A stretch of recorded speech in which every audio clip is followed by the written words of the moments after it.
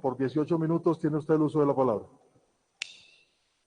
Gracias, señor presidente. Un saludo para todos mis colegas, para los miembros de gobierno que nos acompañan y que han sido citados. A los miembros de la fuerza pública que todos los días cumplen con su deber constitucional de protegernos, mi sentido reconocimiento y admiración. Quisiera, presidente, brevemente proyectar una presentación que me permita resaltar algunos de los datos que varios de mis colegas han señalado, pero que creo sería muy importante poder soportar con una serie de datos adicionales. En este momento debería ya estarse proyectando. ¿Me confirma, presidente, si en este momento se ve? No se ve. Todavía lo estamos viendo a usted. Todavía lo vemos a usted. Está, en mi pantalla sale proyectado. No sé si... No se ve, Juanita. Ok. Volvamos a intentarlo brevemente para ver si se resuelve este problema. Y si no... Listo.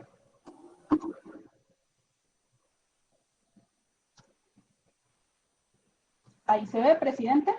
Sí, señora. Perfecto. Colegas, quiero dirigirme a ustedes porque, por supuesto, son ustedes quienes, a partir del debate que estamos teniendo hoy, tendrán que el próximo martes decidir si votan a favor o en contra de esta moción. Yo creo profundamente en el debate democrático, creo en la posibilidad de cambiar de idea. Hay varios de nosotros, representantes de partidos de oposición e independientes, que hemos firmado esta moción. Muchos de ustedes, representantes de partidos independientes también o de gobierno, han decidido apartarse de ella. Pero yo creo que en esta discusión hay elementos que se han presentado, y quisiera presentar otros también, que deberían poder ser puestos sobre la mesa al momento de ustedes tomar la decisión de su voto el próximo martes. Varios de mis colegas han hecho referencia a muchas de las razones que justifican esta moción desde un punto de vista constitucional, por supuesto a los casos de gravísimo abuso policial cometidos en ciudades como Bogotá y Medellín, a casos de un uso ilegal e ilegítimo por parte de ciertas operaciones de inteligencia que habrían hecho seguimientos y que habrían hecho además chuzadas ilegales a miembros de oposición y a periodistas. Han hecho referencia también al gravísimo hecho de desacatar un fallo. Yo quiero referirme a un argumento que ha sido mencionado también por los representantes Lozada, el representante Toro y el representante Racero, que está en el corazón de la función del ministro de Defensa, en el eje central y además textual en el decreto que contempla las funciones del ministro de Defensa, y es liderar y desarrollar y poner en marcha la política de seguridad del gobierno. Y quisiera demostrarles a través de 8 ejes principales por qué la política de seguridad del gobierno Duque, primero encabezada por supuesto por el ministro Botero, pero no haría referencia a ello, durante el primer año, y durante este segundo año liderada por el ministro Carlos Holmes, que hoy se enfrenta a esta moción. Esa falta de una política de seguridad seria que ha fracasado no solo tiene efectos gravísimos humanitarios y riesgo para la ciudadanía, tiene un efecto muy grave en la legitimidad de nuestra fuerza pública.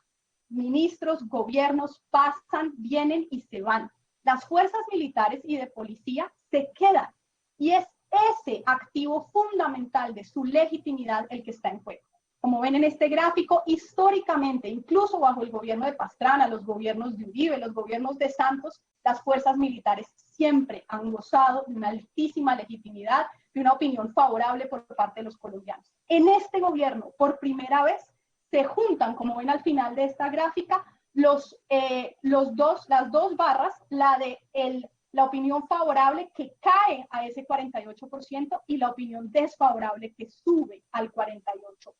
Algo está muy mal en la conducción civil de las fuerzas militares si llegamos a ese problema de falta de legitimidad. En el caso de la policía, este ha sido un proceso, sin duda, durante el último periodo del gobierno Santos, empezó también a asumir la falta de credibilidad de la policía. Al final del gobierno Santos otra vez mejoró y sin duda el gobierno Duque ha incrementado nuevamente esa percepción desfavorable frente a la ciudadanía, un pico de retomar cierta legitimidad en abril, por fortuna, que vuelve a caer definitivamente, hoy teniendo una opinión desfavorable de la ciudadanía del 57%. Quiero hacer referencia entonces a 8 variables que demuestran el absoluto fracaso de la política de seguridad en cabeza del ministro Carlos Holmes. Primero, ha empeorado la situación de los homicidios. Esta es nuestra curva y en todo lo que voy a presentar verán que tengo datos desde el 98 porque quiero que tratemos de entender esto en una dimensión más grande. Cualquiera ve esta gráfica y dice, bueno, lo que tenemos es desde el 2002 una reducción de los homicidios. Esto además, dicho sea de paso, es importante a ver si en este congreso logramos ponernos de acuerdo sobre ciertos elementos, 2 fases de una política que era entendida como una sola política, el fortalecimiento de la seguridad para llevar a las FARC a una mesa de negociación y luego, por supuesto, una mesa de negociación que conduce a la desmovilización efectiva de 13.000 excombatientes. Eso es un poco el gráfico que muestra 2002 a 2019. ¿Qué pasa cuando uno se mete a mirar el detalle del gobierno Duque?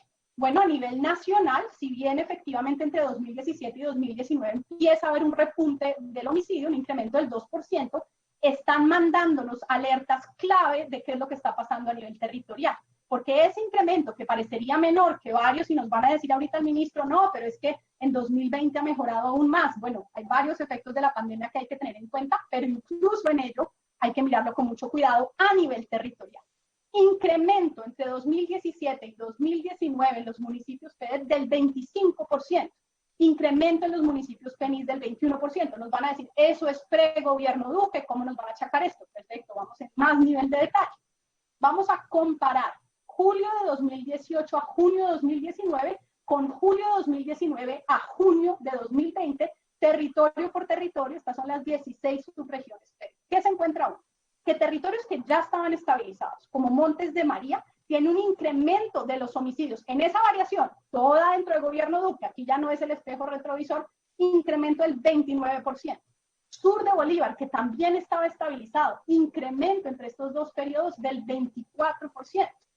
Un lugar como Alto Patía y Norte del Cauca, como Bajo Cauca y Nordeste Antioqueño, como el Catatumbo, si fuesen países en sí mismos, serían 3 de los países más violentos del mundo, con tasas por encima de los 70 homicidios por cada 100.000 habitantes, en el caso del Bajo Cauca, con una tasa de 124 homicidios por cada 100.000 habitantes. Pero uno de los elementos más graves, y lo refería el representante Lozada, es que poco se dice sobre las afectaciones que tiene la guerra en los miembros de la fuerza pública. Para mí uno de los grandes orgullos fue que gracias al proceso de paz tuvimos un hospital militar sin miembros de la fuerza pública heridos, sin tener que tener allí a nuestros héroes teniendo que sufrir los rigores de la guerra. ¿Qué ha empezado a pasar? Gobierno Duque, hacia la alza, inmediatamente miembros de la fuerza pública asesinados, primero 31 en 2018, luego 58 en 2019, luego 64 en lo que va corrido de 2020, y se diga en qué acabaremos. Ellos son colombianos como nosotros y no merecen tener en cabeza de este ministerio una persona que no le preocupa que a sus miembros de la fuerza pública les esté pasando esto. Lo decía la semana pasada y lo reitero, no veíamos un ataque como el que se dio en Tuluá contra desminadores de fuerzas militares hace muchos años, y eso habla de la mala política interna, de la incapacidad para proteger a los miembros de nuestra fuerza pública. Segundo elemento, empeoran las masacres, y esto es clarísimo.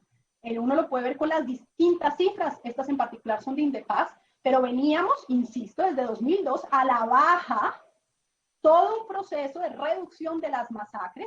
Primero una política de seguridad, luego se lleva a las FARC a una mesa, luego se hace un proceso de dejación de armas y termina 2018 con la más baja tasa de masacre. ¿Qué empieza el gobierno Duque? Para arriba. Y yo en esto quiero ser enfática. No puede ser posible que este gobierno nos esté devolviendo a las cifras, si se dan cuenta, de finales de los 90. Es decir, este gobierno en seguridad es como el gobierno de Samper y de Pastrana en seguridad. Es así de grave. Es a eso a lo que nos estamos enfrentando y a poder perder un valor fundamental que era la recuperación de la seguridad en muchas de estas variables. Tercer elemento que evidencia el fracaso de la política de seguridad: empeoró la protección de los líderes. Mis colegas lo han dicho de distintas maneras. Simplemente haré referencia en esto a las cifras de la Defensoría. Si uno compara los 4 meses iniciales del año, que es el gráfico que ven a la derecha en sus pantallas, En 2017 tuvimos 50 en los primeros 4 meses del año, 2018 54, 2019 38, para 2020 63 homicidios de líderes sociales, una gran parte de ella concentrada en 5 departamentos principales: Cauca, Antioquia, Norte de Santander, Valle del Cauca, Putumayo, siendo sin duda Cauca el que más está sufriendo este gravísimo flagelo.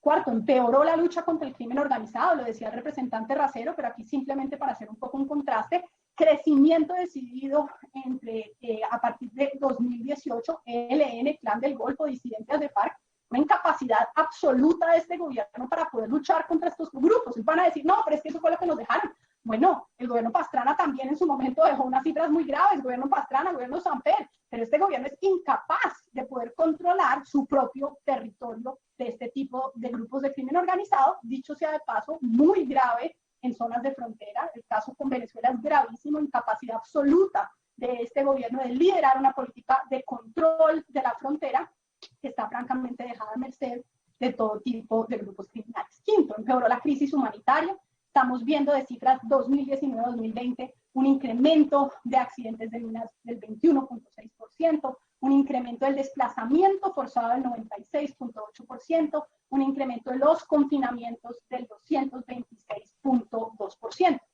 Texto, y esto de nuevo es absurdo. Veníamos en un proceso muy positivo de reducción de ataques a la infraestructura, de ser capaz de proteger nuestras vías, nuestros puentes, nuestros oleoductos. Bueno, nuevamente vamos hacia el alza. Un proceso entre 2019 y 2020 de incrementar este tipo de ataques y, de nuevo, incapacidad absoluta del Estado colombiano en cabeza de su ministro de Defensa de ser capaz de contrarrestar estos hechos. Séptimo, fracaso de la política de lucha contra las drogas. Aquí nos van a decir que ha habido una reducción de los cultivos, es cierto, 9%, eso es importante. Todo el mundo sabe que está revaluado medir la política de drogas solo en términos de hectáreas de cultivos de coca, pero está bien, en gracia de discusión hay que ponerlo sobre la mesa. En cambio, rendimiento promedio de hoja de coca incrementa 1.8%, producción potencial de hoja de coca incrementa 1.6%, producción potencial de clorhidrato de cocaína incrementa 1.5%, rendimiento promedio de clorhidrato de cocaína incrementa 3.1%.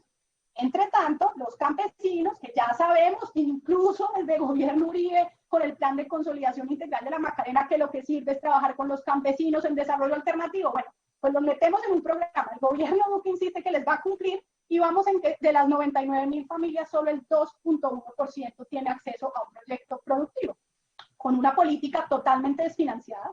En 2019 una desfinanciación del 84% del PENIS, en 2019 una desfinanciación del 38%, y para el presupuesto 2021 una reducción en el trazador presupuestal de paz del 14% de los recursos para sustitución de cultivos. Ni se diga lo que tendría que estar acompañado, que es el PDEF, los programas de desarrollo con enfoque territorial, en el que al año estamos ejecutando el 1.52% de lo que tendríamos que invertir si queremos transformar estos territorios en 15 años. Y por último, fracaso de la lucha contra la corrupción intrafilas. Lo hemos visto en todas las visitas. Las comunidades dicen, llega más fuerza pública al Catatumbo, más fuerza pública al norte del Cauca, más fuerza pública al Bajo Cauca antioqueño, y sin embargo no mejora la situación de seguridad. Y esto no es solo este gobierno, históricamente, ministro, y los miembros de la fuerza pública lo saben, hay que tomar medidas anticorrupción. Uno revisa esa política de ustedes de seguridad y el tema de lucha contra la corrupción intrafilas es como si no existiera, con un agravante muy serio, y es que uno se encuentra por lo menos 25 municipios donde reportamos más hectáreas de las que realmente había, erradicamos más de lo que supuestamente había, incentivos perfectos hechos para aumentar esas dinámicas de corrupción. ¿Qué pasó? Y voy a quitar brevemente esta presentación. Bueno, pues pasó en primer lugar que, por supuesto, no fue capaz este gobierno de copar los espacios que dejó las FARC, no fue capaz de llegar a sus territorios y hacer control territorial. Hay, por supuesto, una disputa entre crimen organizado, ELN, disidencias de las FARC, pero la fuerza pública y la capacidad de administración de justicia no llega.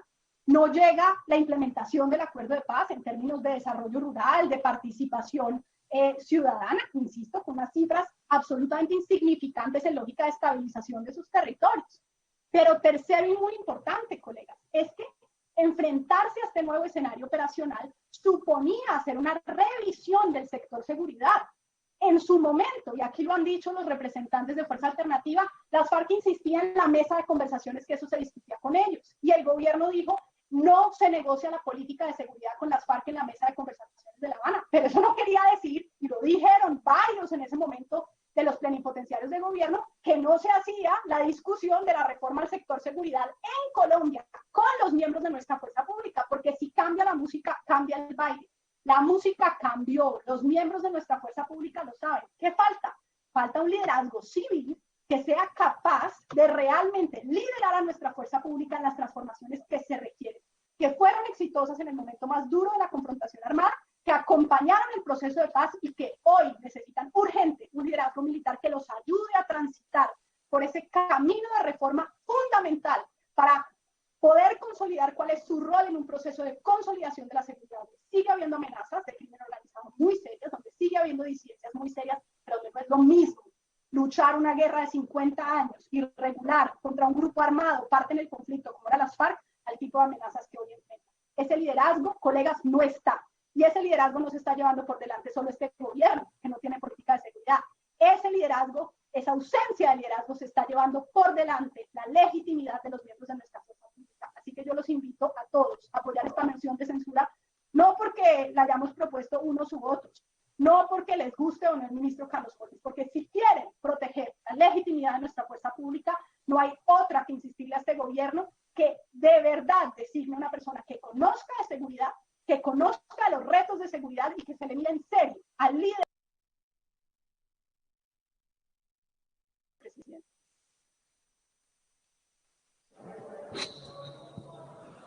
Perfecto.